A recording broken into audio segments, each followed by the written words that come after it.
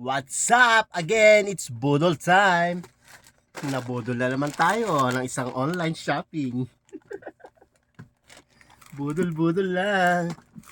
So, i-unbox natin. Ngayon lang to dumating.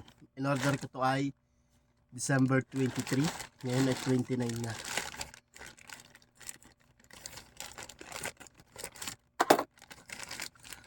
Hindi ko magpabudol. Yan. Ang tibay ng ang kunat ng plastic. So, kailangan natin ng gunting. So, ang ating in-order ay ganito. Alam nyo, vlogger na dating. Yan. Meron tayo in-order na microphone. Tatestingin ko lang naman. Hindi ko alam kung ayos to. Tapos,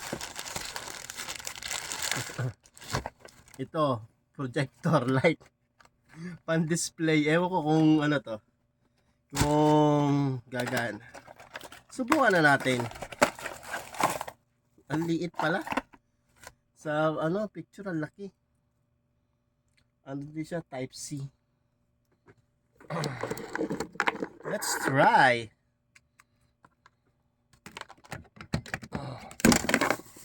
Luwag ng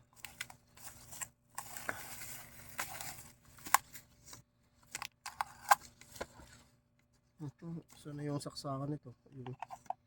Oy. Gumagana. Oh, yan. Oh, ha? Aba, may pagganan-ganan din nga naman eh. Oh, ha? Pang disco light.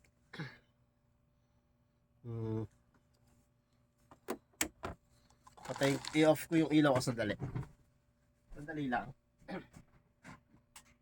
Oh, ha? Diba? Oh, yeah. Party all night.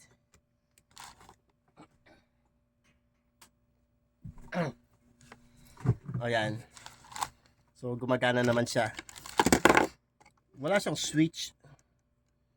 Direct ang isa sa naka tap sa power. And ito isa ay yan. Isang razor.